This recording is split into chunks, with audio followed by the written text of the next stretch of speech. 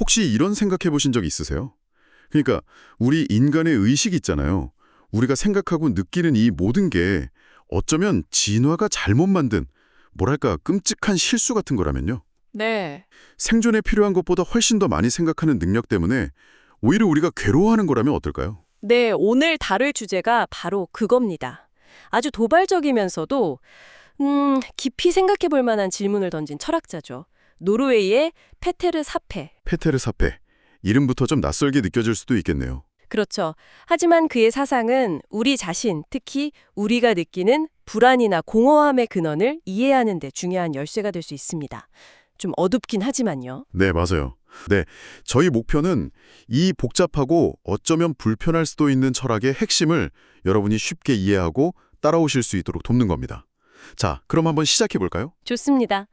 사페 철학의 출발점은 아까 말씀하신 것처럼 인간의 의식이 생존에 필요한 수준을 훨씬 넘어섰다는 거예요.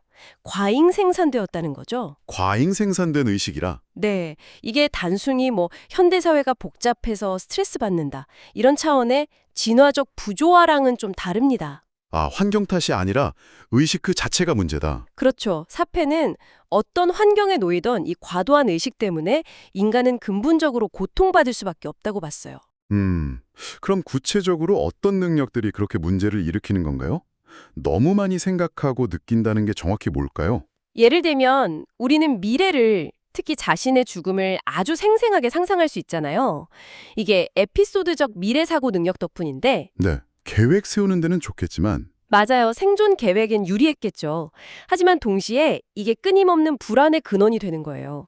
죽음에 대한 공포 같은 거요. 아, 그렇군요. 또 다른 사람의 마음을 읽고 공감하는 능력. 흔히 마음 이론이라고 하죠. 이것 때문에 우리는 타인의 고통을 같이 느끼고 때로는 죄책감이나 무력감에 시달리기도 하고요. 그리고 내가 왜 태어났을까? 내가 원해서 태어난 것도 아닌데 우주에서 나는 먼지 같은 존재 아닌가? 이런 생각들, 인과관계를 따지는 능력도 결국엔 네, 맞아요. 그런 인과 추론 능력이 결국 실존적인 질문, 답 없는 질문들로 이어지면서 우리를 괴롭히는 거죠. 듣고 보니 정말 그러네요. 생존에 필요했던 도구들이 오히려 우리 자신을 찌르는 칼날이 된 셈이군요. 정확합니다. 그게 바로 사뜨르가 말한 생물학적 역설의 핵심이에요. 우리는 생존하고 번성하도록 진화했지만 동시에 그 생존과 번성 자체에 궁극적인 의미가 없다는 걸 깨달을 수 있는 정신 능력을 갖게 된 거죠. 이 모순. 의식이 스스로의 존재 이유를 부정하는 상황이네요. 그렇죠.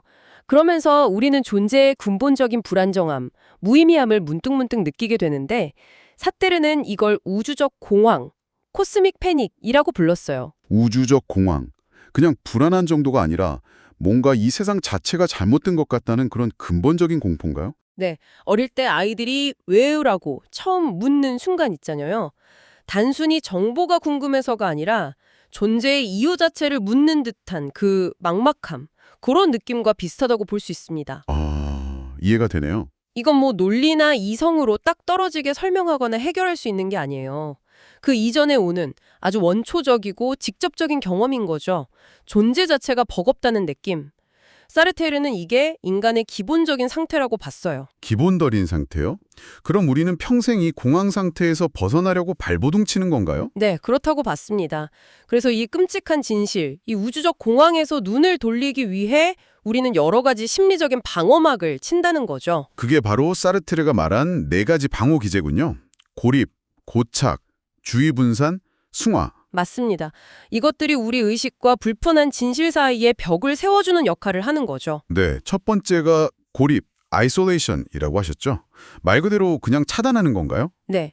불편한 생각이나 감정을 유발하는 정보나 상황으로부터 스스로를 그냥 딱 끊어내는 거예요.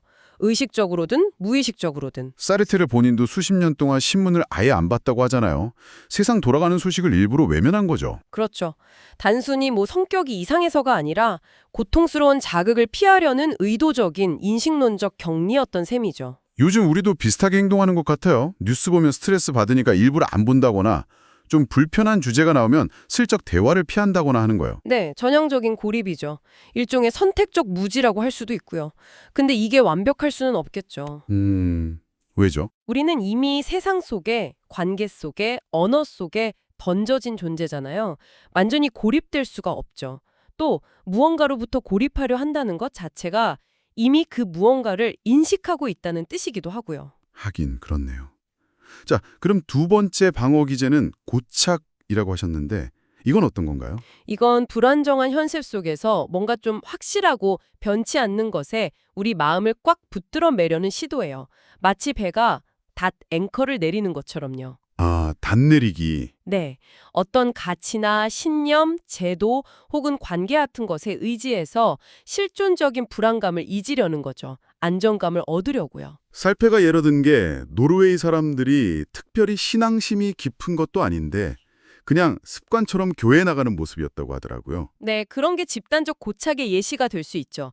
개인적으로는 뭐 내 직업, 내 가족, 내가 지지하는 정치 이념 같은 게 그런 닷 역할을 할 수 있고요. 국가나 민족 정체성 같은 것도 마찬가지고요. 여기서 중요한 건 살패가 이런 고착이 진짜 의미를 준다고 보지 않았다는 점이죠. 맞아요. 그게 핵심입니다. 예를 들어 어니스트 베커 같은 사상가는 인간이 죽음의 공포를 잊기 위해 뭐 위대한 업적을 남기거나 자식을 키우는 등의 굴멸 프로젝트에 몰두하고 거기서 진짜 의미를 찾는다고 봤거든요. 네.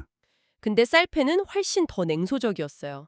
고착은 그냥 삶의 본질적인 의미가 없다는 그 불편한 진실을 못 보게 만드는 눈가리개일 뿐이라고 본 거죠. 의미를 만들어내는 게 아니라 의미 없음을 못 보게 막는 역할만 한다.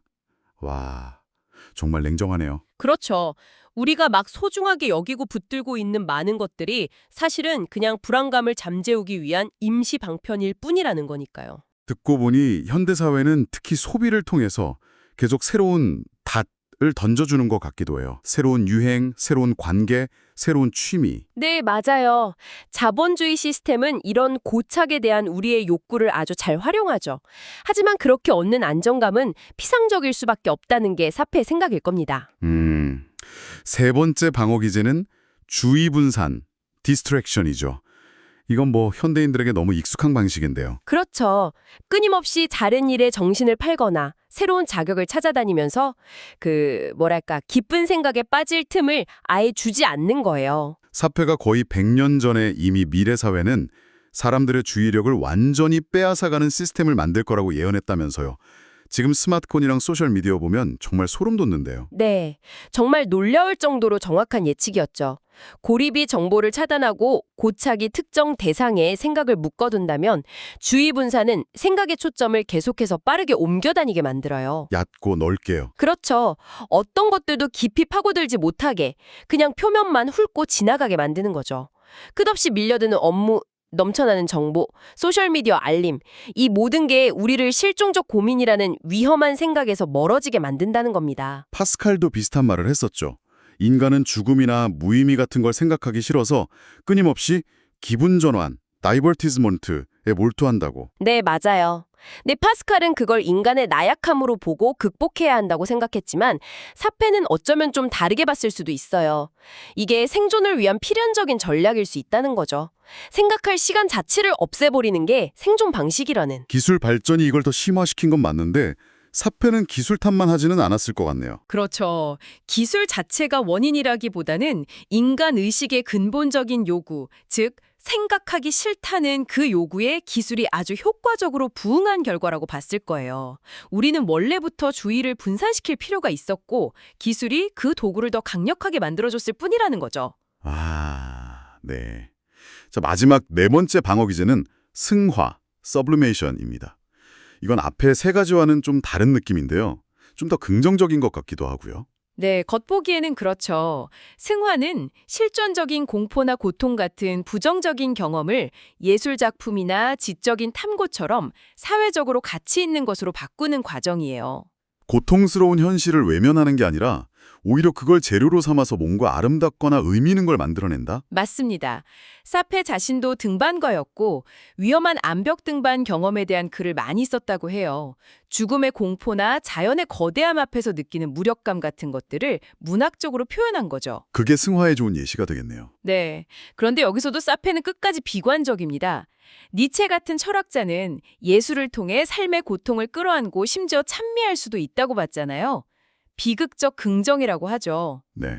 하지만 사페이드의 승화는 결국 가장 정교하고 세련된 형태의 자기기만일 뿐이에요. 아, 이것도요? 네, 공포나 고통을 미학적으로 잘 포장해서 마치 그걸 극복한 것처럼 느끼게 만들지만 근본적인 문제, 즉 의식의 비극 자체는 그대로 남아있다는 거죠.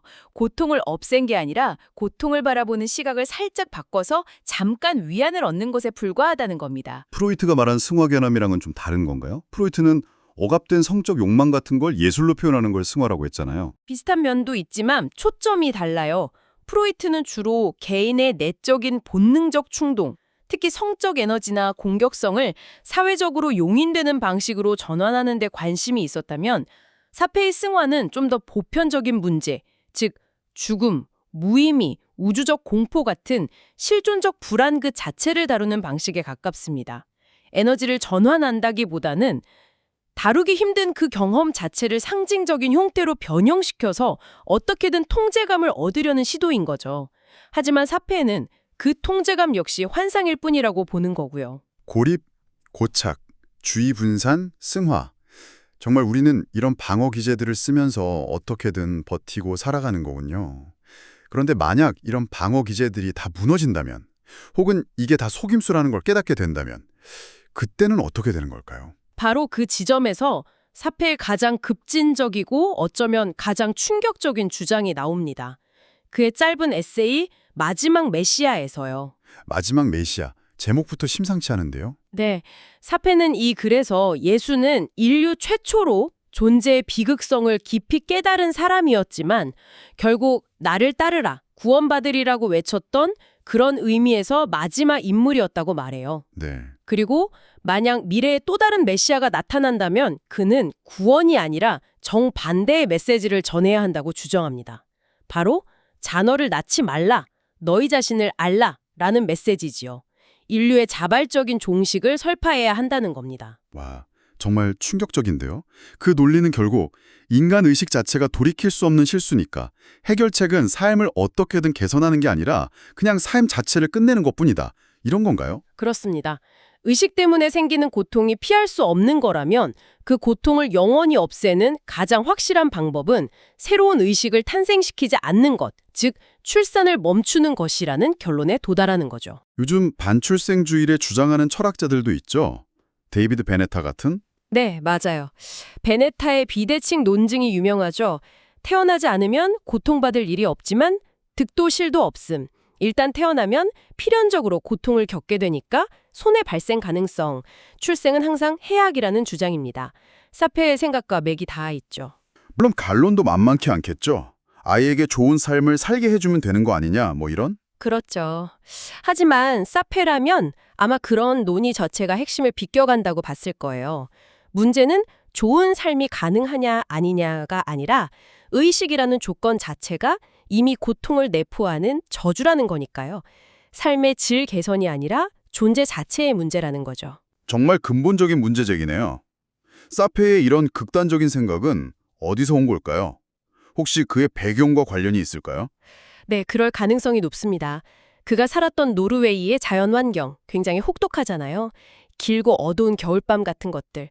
그리고 입센이나 뭉크 같은 노르웨이 예술가들에게서 나타나는 특유의 어둡고 비관적인 정서와도 무관하지 않을 겁니다. 문화적인 배경도 영향을 미쳤겠죠. 철학적으로는 쇼펜하우어와 많이 비교되죠. 네, 맞아요. 세상이 고통으로 가득 차 있고 이성은 환상에 불과하다는 근본적인 비관주의는 공유합니다. 하지만 결정적인 차이점도 있어요. 어떤 점이죠? 바로 윤리관인데요. 쇼펜하우어는 타인의 고통을 함께 느끼는 연민에서 어떤 희망이나 윤리의 기초를 찾으려 했거든요. 그런데 사페는 아마 연민조차도 결국 의미 없는 고통 속에서 어떻게든 의미를 찾아보려는 또 다른 방어 기제, 어쩌면 고착의 한 형태로 봤을 가능성이 커요. 연민마저도요? 네. 그리고 하이데거 철학의 핵심 개념 중 하나인 죽음을 향한 존재, 즉 죽음을 똑바로 바라봄으로써 오히려 참된 실존을 회복한다는 생각에 대해서도 비판적이었을 겁니다. 사르테르에게는 그것 역시 죽음이라는 궁극적인 공포를 철학적으로 정교하게 포장하려는 일종의 승화 시도로 보였을 거예요. 정말이지. 어디에도 기댈 것이 없게 만드는 철학이네요.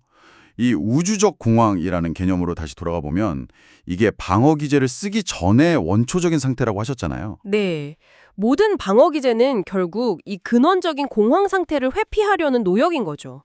그리고 이 공황은 어떤 논리적인 판단이나 개념 이전에 오는 전 명제적 프리프레디케이티브 경험이에요. 그래서 이성이나 논리로 반박하거나 해소하기가 어렵습니다. 느낌 그 자체라는 거군요.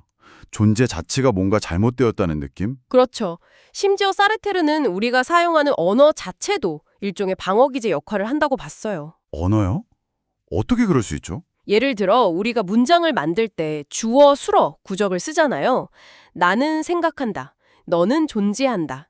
이런 문법 구조 자체가 이미 안정적인 나 또는 너라는 주체가 있다는 환상을 강화한다는 거죠.